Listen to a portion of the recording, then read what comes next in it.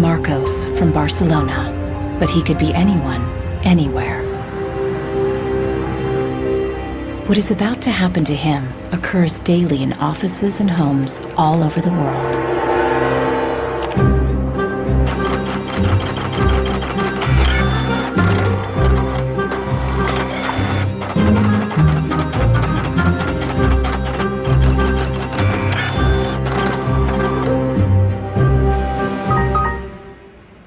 A part inside the printer has failed, and the manufacturer sends Marcos to technical support. El meu tècnic fa un diagnòstic previ, pero aquest diagnòstic ja són 15 euros més IVA. Seguramente será difícil encontrar las piezas para poder repararla. Realment, reparar-la no li surt molt a compte. Que reparar-la parlem d'uns 110, 120 euros. Tienes impresoras desde 39 euros. Jo t'aconsellaria que miressis impressores noves.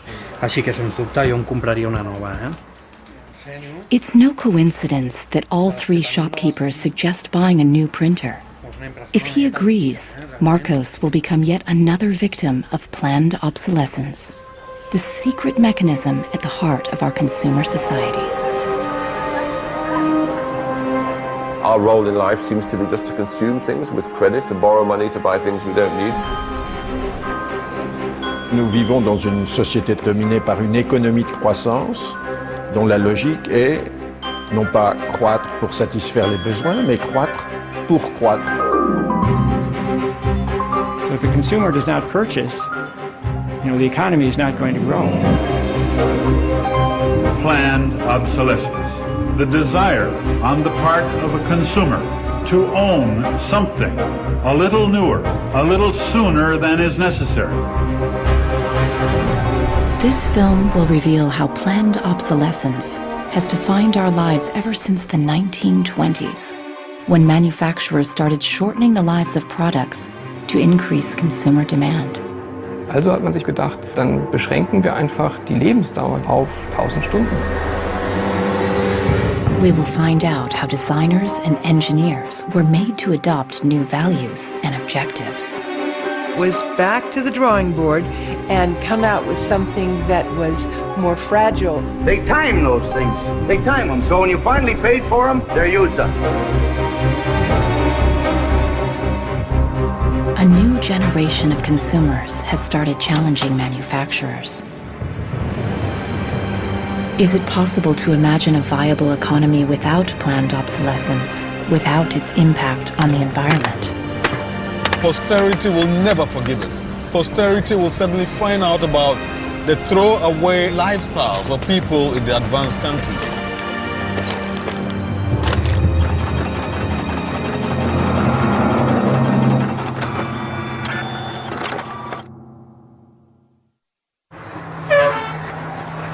Welcome to Livermore, California, home of the longest burning light bulb in the world.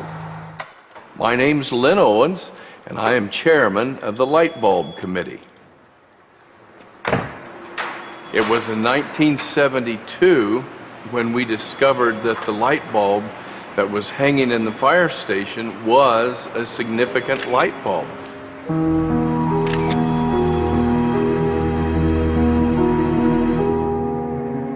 The light bulb at the Livermore fire station has been burning continuously since 1901.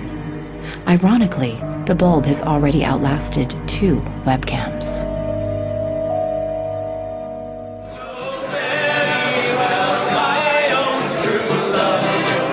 In 2001, when the bulb was 100 years old, the people of Livermore threw a big birthday party, American style.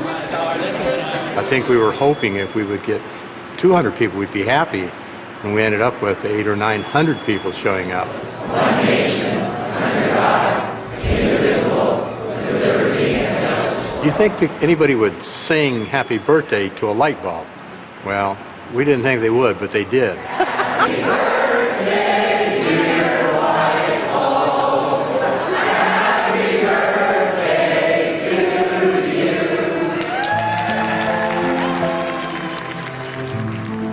The origin of the bulb was, it was produced in a town called Shelby, Ohio, back around 1895, and put together by some very interesting ladies that I have some pictures of, and some gentlemen that invested in the company. The filament was invented by Adolphe Chaillet. He invented his filament to last.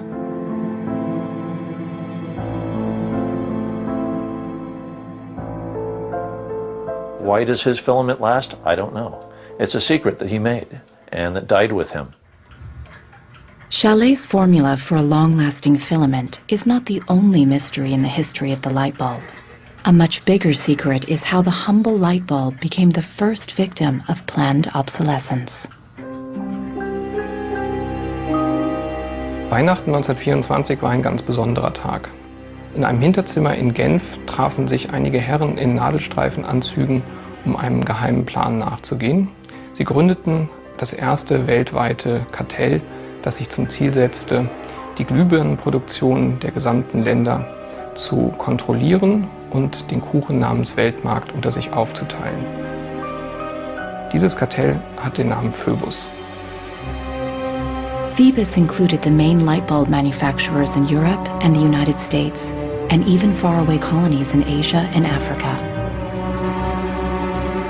Das Ziel ist gewesen, Patente auszutauschen, die Produktion zu kontrollieren und vor allem aber den Verbraucher zu kontrollieren.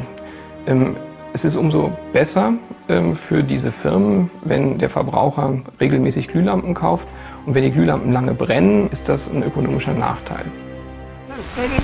Initially, manufacturers strived for a long lifespan for their bulbs.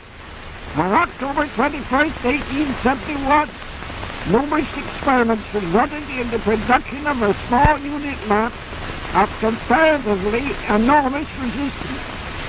The filament being under conditions of great stability after the... Thomas Edison's first commercial bulb, on sale by 1881, lasted 1,500 hours. By 1924, when the Phoebus cartel was founded, manufacturers proudly advertised lifespans of up to 2,500 hours and stressed the longevity of their bulbs. Also hat man sich bei Phoebus gedacht, dann beschränken wir einfach die Lebensdauer dieser einzelnen Glühbirnen auf 1000 Stunden. 1925 wird ein entsprechendes Komitee gegründet, das 1000 Hour Life Committee, was sich zum Ziel setzt, auf technischer Basis die Lebensdauer der Glühlampen auf diese Brenndauer zu beschränken.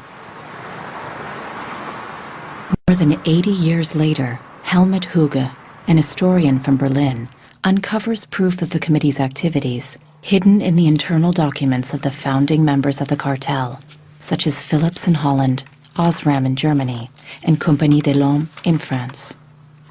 Hier haben wir ein Kartelldokument, da steht: The average life of lamps for general lighting service must not be guaranteed, published or offered for another value than 1,000 hours.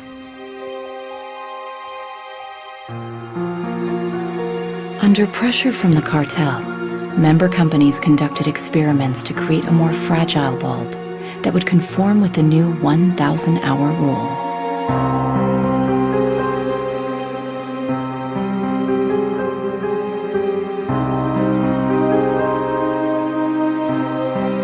Bulb production was monitored rigorously to make sure cartel members complied. Eine Maßnahme bestand beispielsweise darin, einen Prüfstand zu errichten, in dem viele kleine Sockel zu finden sind, in die dann wiederum einzelne Exemplare aus verschiedenen Produktionsreihen eingeschraubt wurden, und Firmen wie Osram haben dann genauestens protokolliert, wie lange diese Lampen brannten. Phoebus enforced its rules through an elaborate bureaucracy. Members were fined heavily if their monthly life reports were off the mark.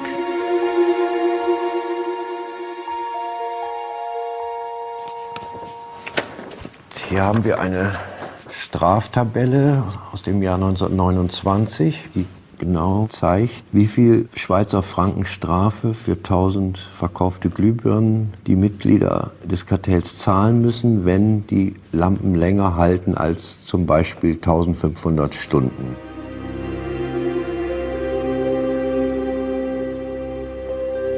As planned obsolescence took effect, lifespans fell steadily. In just 2 years, they dropped from 2,500 hours to less than 1,500 hours. By the 1940s, the cartel had reached its goal. 1,000 hours had become the standard lifespan for bulbs. I can see how this was very tempting in 1932. I think at the time sustainability was actually substantially less of an issue because I don't think they looked at the planet as being one with finite amount of resources. They looked at it as from an abundance perspective. Ironically, the light bulb has always been a symbol for ideas and innovation, and yet it's one of the early and best examples of planned obsolescence. In the following decades, inventors filed dozens of patents for new light bulbs, including one lasting 100,000 hours. None of them reached the general market. Offiziell hat es ja Phöbus eigentlich nie gegeben, wenn auch diese Spuren der Öffentlichkeit nie ganz verborgen gewesen sind. Die Strategie dahinter ist, sich in bestimmten Zeitabständen immer wieder umzubenennen. Dann heißt es mal internationales Elektrizitätskartell, dann mal wieder irgendein anderer Name. Entscheidend ist, dass diese Idee als Institution natürlich weiter besteht.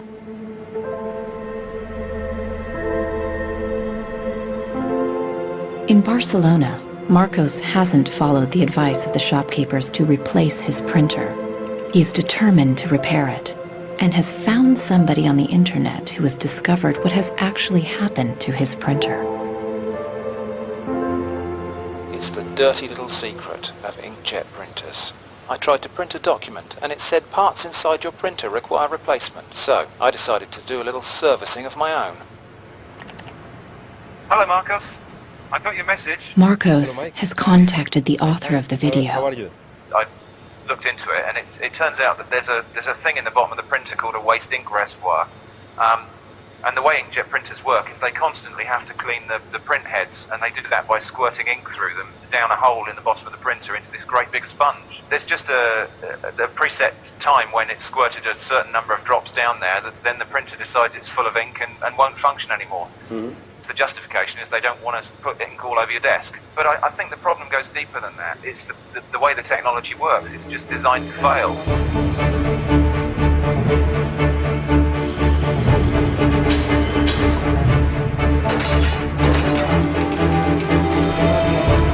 Planned obsolescence emerged at the same time as mass production and the consumer society.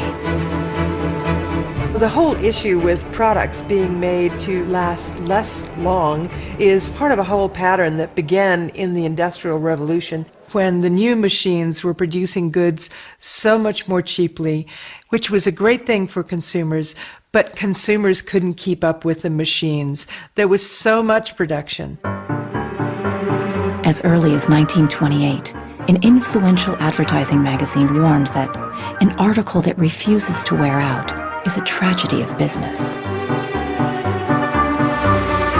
In fact, mass production made many goods widely available. Prices fell and many people started shopping for fun rather than need. The economy was booming.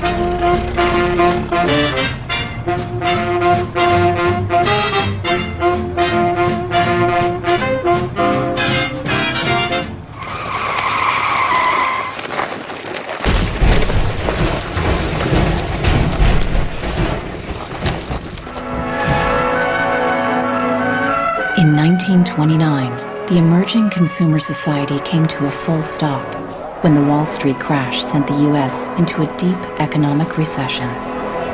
Unemployment reached staggering proportions. By 1933, 1/4 of our labor force was unemployed. People no longer queued for goods, but for work and for food. From New York came a radical proposal on how to kickstart the economy again. Bernard London, a prominent real estate broker, suggested ending the Depression by making planned obsolescence compulsory by law. It was the first time the concept was put into writing. Under Bernard London's proposal, all products would be given a lease of life with a set expiry date, after which they would be considered legally dead. Consumers would turn them over to a government agency where they would be destroyed. He was trying to achieve a balance between capital and labor where there would always be a market for new goods. So there would always be a need for labor and there would always be a reward for capital. Bernard London believed that with compulsory planned obsolescence, the wheels of industry would keep turning, people would keep consuming, and everyone would have a job.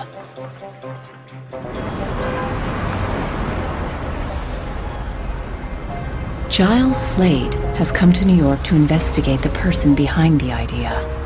He wants to find out if for Bernard London, planned obsolescence was purely about profits or about helping the unemployed. I have a picture of Bernard London. Dorothea Weitzner remembers meeting Bernard London in the 1930s during a family outing. Don't tell me which one he is. Okay. Let's see. Ah, isn't that interesting? Yes. Definitely intellectual looking. And you met Bernard London in 1933. When I was about 16, 17, my dad and mother had this big Cadillac car, which was the size of a Zeppelin. Mother was driving like a chauffeur. Dad was in the front, and Mr. and Mrs. London were in the back of the big limousine. Dad said that Mr. London should explain his philosophy to me. He's a very interesting man. And he just told me in a few words that that was his idea to reduce the Depression. We were in an economic mess, worse than today even. He was obsessed with this idea. Like an artist is utterly obsessed with his paintings, you know. He actually whispered to me in the car, afraid that his theory might be too radical. In fact, Bernard London's proposal was ignored, and obsolescence by legal obligation was never put into practice. 20 years later, in the 1950s, the idea resurfaced, but with a crucial twist. Instead of forcing planned obsolescence on the consumers, they were to be seduced by it. Planned obsolescence. The desire on the part of a consumer to own something a little newer, a little better, a little sooner than is necessary. We certainly in America... This is the voice of Brooks Stevens, the apostle of planned obsolescence in post-war America. This flamboyant industrial designer created everything from household appliances to cars and trains, always with planned obsolescence in mind. In the spirit of the times, Brooks Stevens' designs conveyed speed and modernity. Even the house he lived in was unusual. This is the home that my father designed and that I grew up in. When it was being built out in the suburbs, everybody thought it was going to be the new Greyhound bus station because it did not look like a traditional home. One of the most important things that my father felt always in designing a product is that it made a statement. He detested products that were bland and really did not, create any desire within the consumer to inspire the purchase.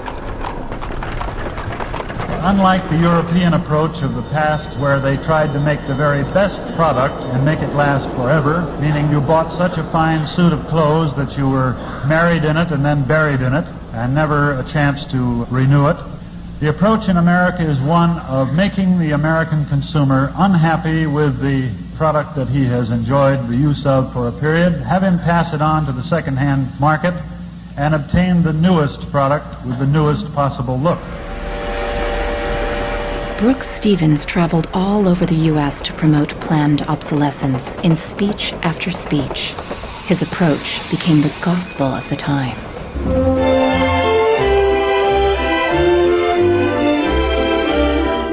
Women and men alike are increasingly interested in the look of things. They eagerly give their attention to what's new and beautiful and advanced. Design and marketing seduced consumers into always craving the latest model. My father never designed a product to intentionally fail or become obsolete for some functional reason in a short period of time. Planned obsolescence is absolutely at the consumer's discretion. No one is forcing the consumer to go into the store and purchase a product. They go in under their own free will. That's their choice.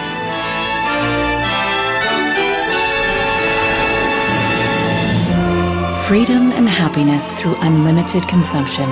The American way of life in the 1950s became the foundation for the consumer society as we know it today.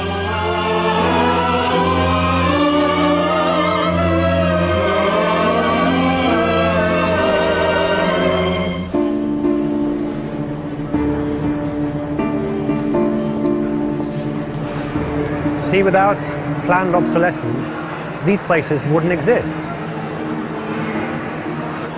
There wouldn't be any products, there wouldn't be any industry, there wouldn't be any designers, architects, there wouldn't be any salespeople, cleaners, there wouldn't be any security guards. All the jobs would go. So how often do you change your mobiles? 18 months. Once a year. Once a year. Once a year. These days, planned obsolescence is an integral part of the curriculum at design and engineering schools. Boris Knuth lectures on the concept of product life cycle, a modern euphemism for planned obsolescence. I went shopping for you. I've got a couple of things. A pan, salt, shirt, another shirt. Students are taught how to design for a business world dominated by one single goal: frequent repeat purchase. What I do, I pass these round, and you tell me what you think, how long it takes for them to fail, what the service life will be. Okay. Designers have to understand what company they work for. The company decides on a business model, how often do we want to renew our products, our offers. So this brief is given to designers, and designers have to understand and design the product in a certain way so it fits exactly the business strategy of the client they work for. Planned obsolescence is at the root of the substantial economic growth that the Western world has experienced since the 1950s. Ever since, growth has been the holy grail of our economy. Nous vivons dans une société de croissance dont la logique est non pas croître pour satisfaire les besoins, mais croître pour croître, croître à l'infini, faire croître sans limite la production, et pour justifier cette croissance de la production, faire croître sans limite la consommation. Serge Latouche is a noted critic of the growth society and has written extensively about its mechanisms. Au fond, il y a trois instruments fondamentaux qui sont la publicité, l'obsolescence programmée et le crédit.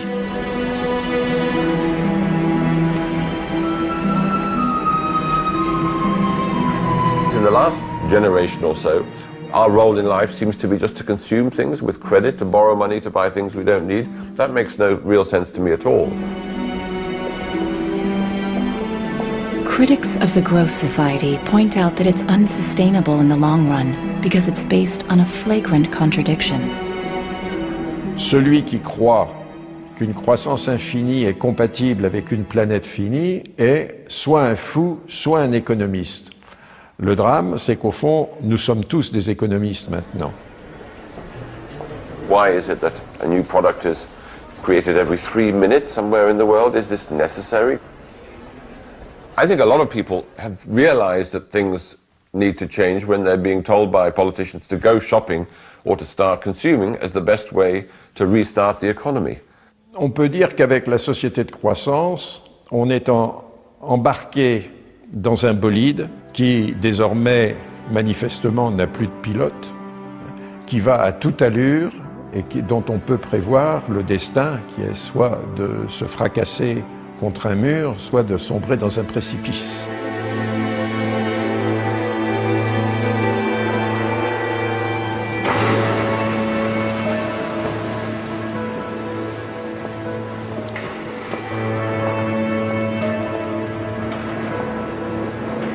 Looking at the service manuals of different printers, Marcos realizes that the lifespan of many printers is set by the engineers right from the start.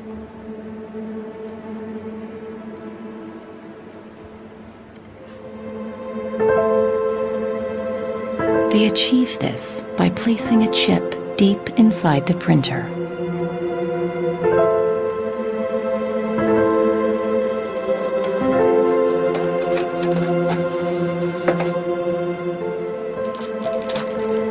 I he trobat el xip, que és una EEPROM, que és un xip on es guarda una compta d'impressions. I quan s'arriba a una determinada compta és quan es bloqueja la impressora i deixa d'imprimir.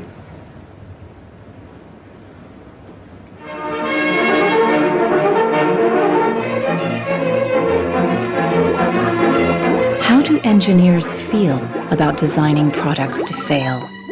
The dilemma is captured in a British film from 1951, where a young chemist invents an everlasting thread. He believes that great progress has been made.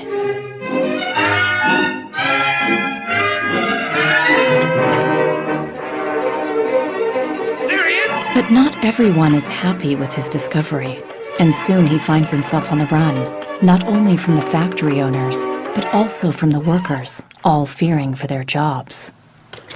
Well, that's really interesting, and it reminds me of something that actually happened in the textile industry.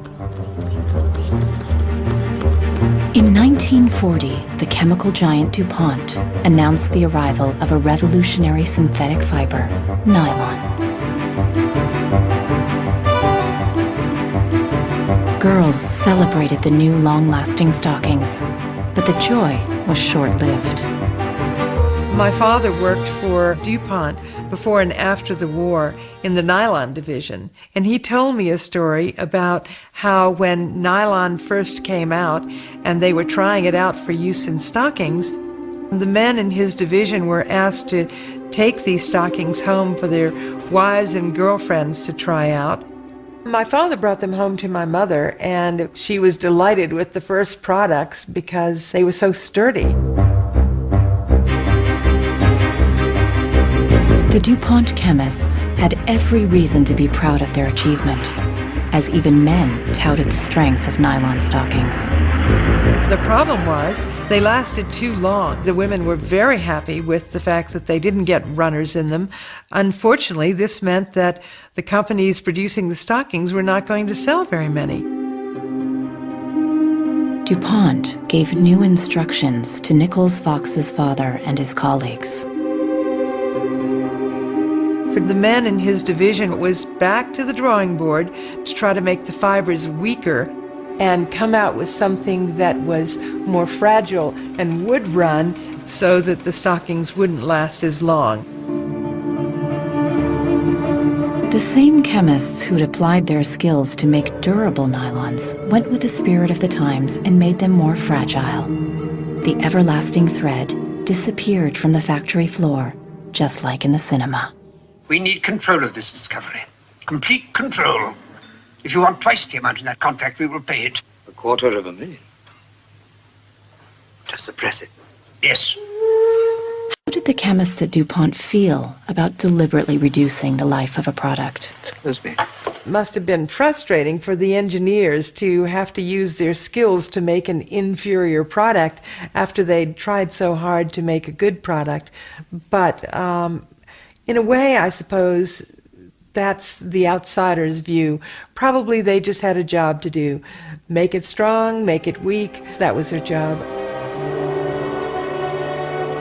Engineers were in a really complicated ethical time. This confrontation with planned obsolescence provoked them to examine their most basic ethical concepts. There was an old school of engineers who believed that they should make a permanent, usable product that would never break. And there was a new school of engineers that were driven by the market who were clearly interested in making the most disposable product that they could.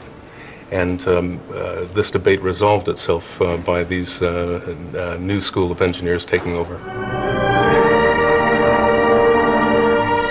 Planned obsolescence did not only affect engineers. The frustration of ordinary consumers is echoed in Arthur Miller's classic play, Death of a Salesman. Just like Willie Lomax, all consumers could do was complain powerlessly. Once in my life, I'd like to own something outright before it's broken. I'm always in a race with the junkyard. Just finished paying for the car and it's on its last legs. Refrigerator. Consumes belts like a crazy maniac. They time those things. They time them, so when you finally paid for them, they're used up. Little did consumers know that on the other side of the Iron Curtain, in the countries of the Eastern Bloc, there was a whole economy without planned obsolescence.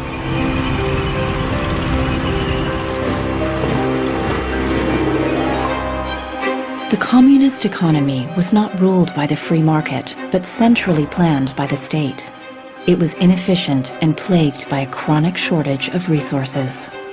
In such a system, planned obsolescence did not make any sense. In former East Germany, the most efficient communist economy, official regulations stipulated that fridges and washing machines should work for 25 years. Hier dieser DDR-Kühlschrank, den habe ich 1985 gekauft. Der ist also mindestens 24 Jahre alt. Und die Glühbirne ist ebenso alt, habe ich noch nie ausgewechselt. Die ist also auch schon fast 25 Jahre alt. In 1981, a lighting factory in East Berlin launched a long-life bulb. They took it to an international lighting fair, looking for buyers from the West. Als die ostdeutschen Glühlampenhersteller 1981 diese Langlebensdauerglühlampen auf der Hannoveraner Messe präsentierten, meinten ihre Westkollegen, ihr wollt euch wohl alle arbeitslos machen. Woraufhin die NAVA-Leute, Ingenieure, antworteten, nein, im Gegenteil, indem wir Ressourcen schonen und den Wolfram nicht verpulvern, behalten wir gerade unsere Arbeitsplätze. The Western buyers rejected the bulb. In 1989, the Berlin Wall came down. The factory was closed, and the East German long-life bulb went out of production. Now, it can only be found in exhibitions and museums.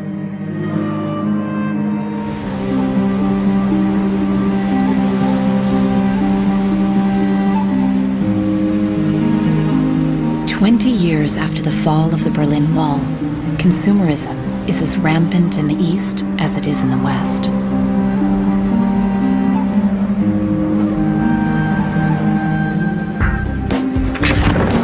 But there is one difference. In the age of the internet, consumers are ready to fight against planned obsolescence.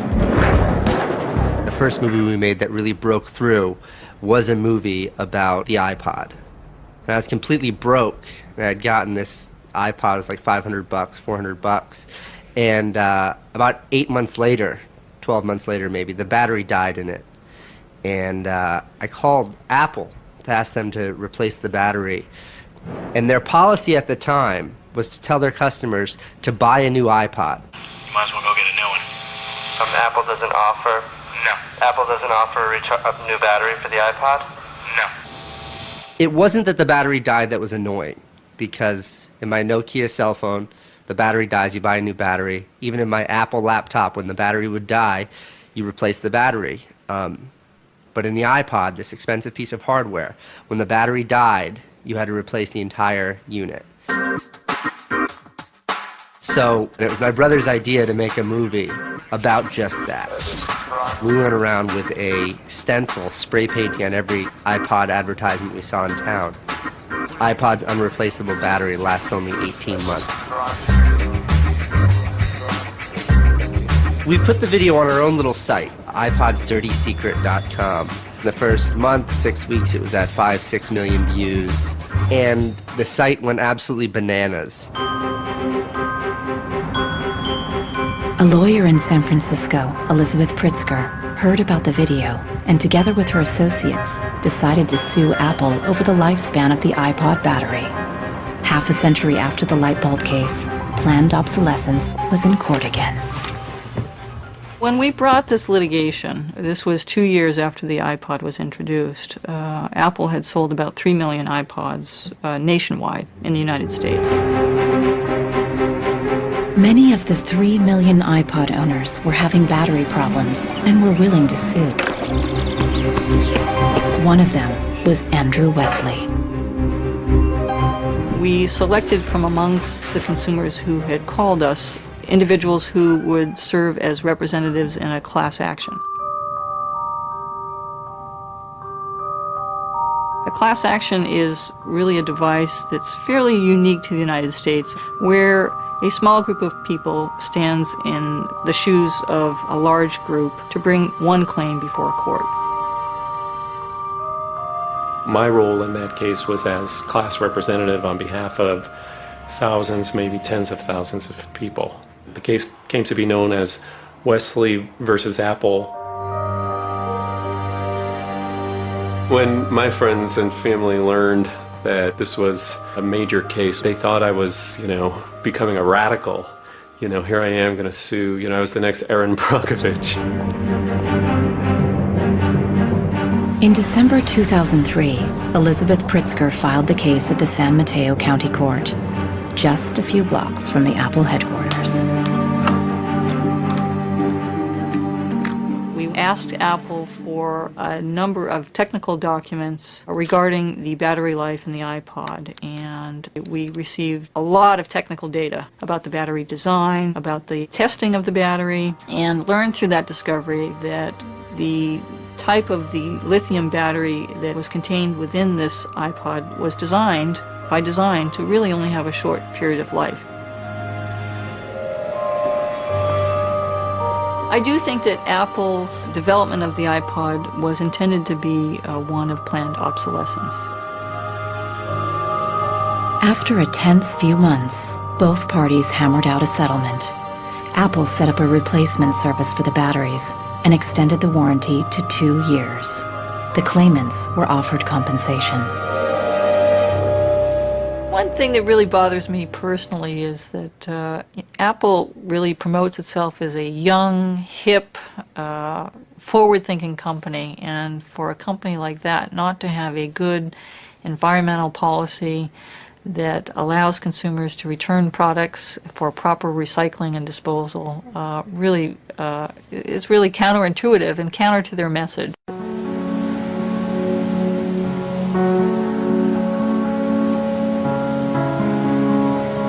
Planned obsolescence produces a constant stream of waste, which is shipped to third world countries such as Ghana in Africa. It's been between 8 and 9 years now when I noticed that loads and loads of containers were coming to this country with electronic waste. We're talking about end-of-life computers, end-of-life television sets, which nobody wants in the developed countries. Shipping electronic waste to third world countries is forbidden by international law, but the merchants use a simple trick. They declare the waste as second-hand goods.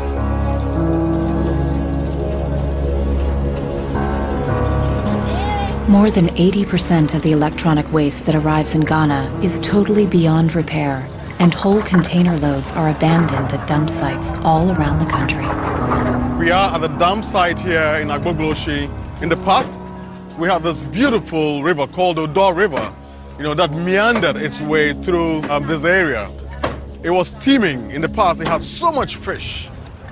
We actually attended a school not very far away from here.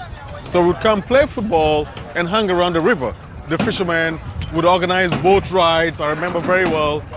But now it's all finished, it's all gone. And that makes me really, really sad. And it makes me angry.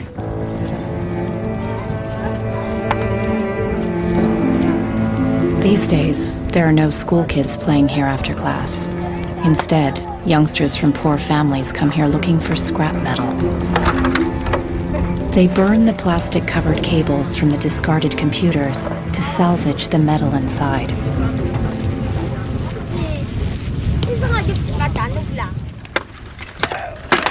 What is left is picked through by the younger children who are looking for any tiny pieces of metal which the older boys may have missed.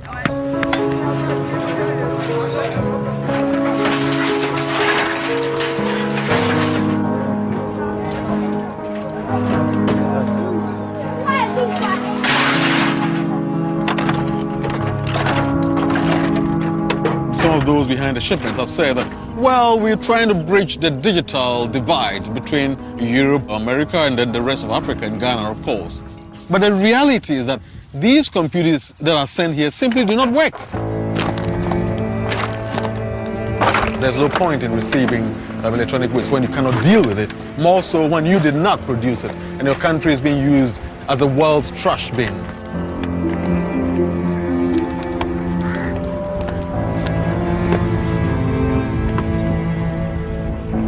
The trash that for so long in the industrial age has been hidden from view is now coming into our lives and we can actually no longer easily avoid it. The waste economy is reaching its last legs because they don't physically have anywhere else to put the waste. I think in the course of time, we've come to realize that the planet that we're living on cannot sustain that forever. There's a limit to natural resources and there's a limit to energy resources that we have. Posterity will never forgive us. Posterity will suddenly find out about the throwaway attitudes, the throwaway lifestyles of people in the advanced countries. People all over the world have started acting against planned obsolescence. Mike Anane is fighting against it from the receiving end. He has started by collecting information. This is where I keep the e-waste that have asset tags or property tags. This says Amu Center Nordvest Sjælland. It's from Denmark. This is from Germany, sent here simply to be dumped. Westminster College. Apple should know better. It's a company that claims to be so green. There's a lot of Apple products that are being dumped here. I have a database that contain the asset tags, the contact addresses, telephone numbers of the companies that owned the electronic waste that have been dumped in Ghana. Mike Anane plans to turn this information into evidence for a court case.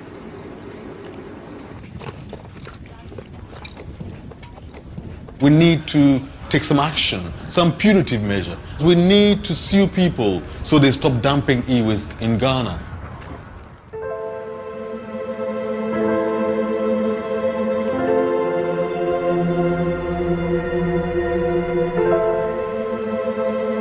Marcos is on the internet again, looking for a way to extend the life of his printer. He has discovered a Russian website which offers a free software for printers with a counter chip.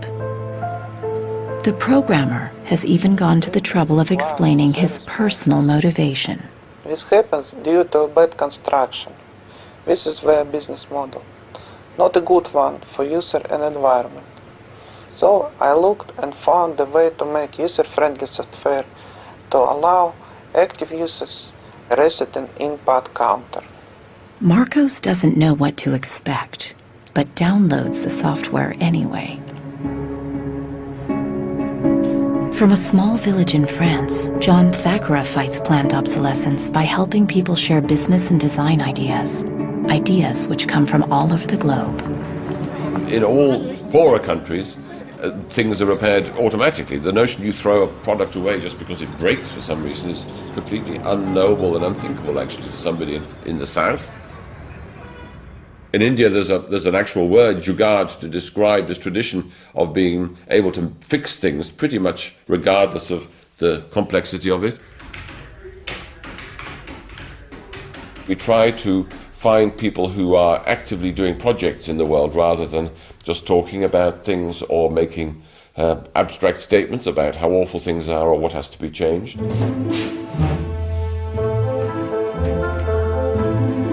One of these people is Warner Phillips, descendant of the dynasty of light bulb manufacturers. I remember my grandfather taking me to one of the Philips factories in Eindhoven to show me how light bulbs were mass manufactured in factories, which is very, very cool. Nearly 100 years after the creation of the light bulb cartel, Warner Phillips follows family tradition with a different approach. He produces an LED bulb, which lasts 25 years. It's not like there's a green world and there is a business world.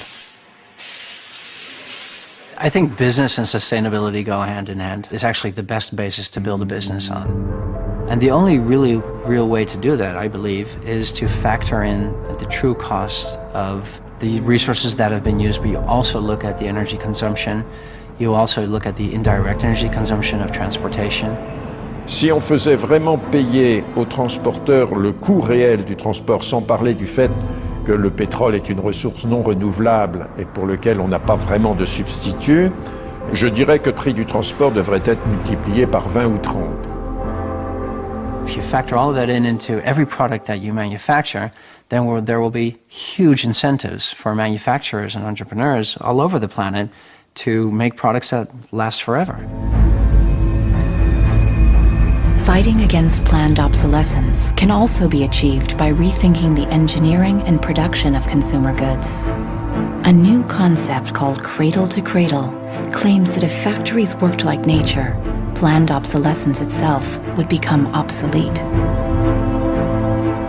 Wenn man über Umweltschutz redet, meint man bei uns immer sparen, verzichten, vermeiden, reduzieren, Nullabfall, weniger schädlich. Wenn man sich die Natur aber im Frühling anschaut, ein Kirschbaum, kein Sparen, kein Verzichten, kein Vermeiden. Nature produces abundantly, but fallen blossoms, dead leaves, and other discarded materials are not waste. They become nutrients for other organisms. A cycle. Die Natur kennt keine Abfälle, sondern sie kennt nur Nährstoffe. Braungart believes that industry can imitate this virtuous cycle of nature. He proved that this is possible when he redesigned the production process of a Swiss textile company. Wenn man zum Beispiel einen Stoff hat dazu, ein Sofa damit bezieht oder einen Stuhl, dann sind die Zuschnitte, was man abschneidet, so giftig, dass es als Sondermüll entsorgt werden muss. Braungart found that hundreds of highly toxic dyes and chemicals were routinely used at the factory. For the production of the new fabrics, Braungart and his team reduced the list to 36 substances, all biodegradable. Wir suchen jetzt alle Zutaten raus, dass man sie auch essen könnte. Das heißt, ihr könnt die klein schneiden und in Müsli packen, wenn Sie wollen. Wenn man eine Müllgesellschaft hat, ist jedes kurzlebige Produkt natürlich ein Müllproblem. Wenn es aber eine Gesellschaft ist, die Nährstoffe macht, ist jedes kurzlebige Produkt wieder eine Chance, etwas Neues zu machen. For the more radical critics of planned obsolescence, reforming production is not enough. They want us to rethink our entire economic system and our values. C'est une vraie révolution. C'est d'abord une révolution culturelle, parce que c'est un changement de paradigme, c'est un changement de mentalité.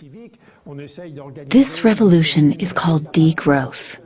Serge Latouche travels from conference to conference explaining how to get out of the growth society altogether. La décroissance, c'est un slogan provocateur qui a pour fonction de rompre avec le discours un peu euphorisant de la croissance possible, infinie, soutenable, et donc pour marquer la nécessité de changer de logique. L'essentiel du programme, en quelque sorte de la décroissance, tient en un mot réduire. Réduire notre empreinte écologique, réduire nos gaspillages, notre surproduction, notre surconsommation. Réduisant la consommation, en réduisant la production, mais en libérant du temps libre, on peut développer d'autres formes de richesse qui ont l'avantage de ne pas s'épuiser quand on les consomme, comme l'amitié, le savoir.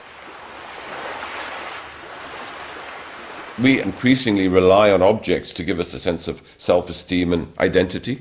It's partly the consequence of the breakdown of things that used to give us identity, like membership of a community or relationship to the land, or all sorts of soft and social things which have been replaced by consumerism. Si le bonheur dépendait du niveau de consommation, on devrait être dans la félicité absolue, parce que nous consommons 26 fois plus que du temps de Marx, mais toutes les enquêtes montrent que les gens ne sont pas 20 fois plus heureux, parce que le bonheur est toujours quelque chose de subjectif, évidemment. Critics of degrowth fear that it will destroy the modern economy and take us straight back to the Stone Age.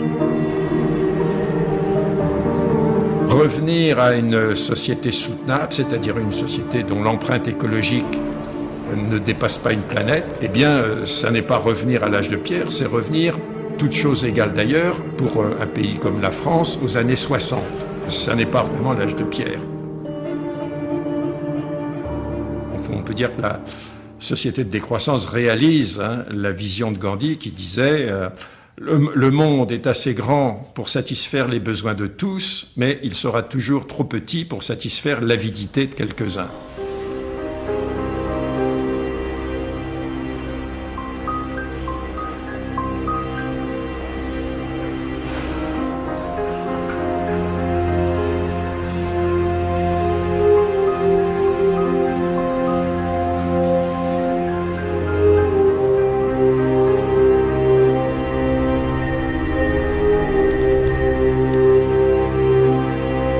Marcos is installing the Russian freeware on his computer. The new software allows him to reset the counter chip inside his printer back to 0. The printer immediately unblocks.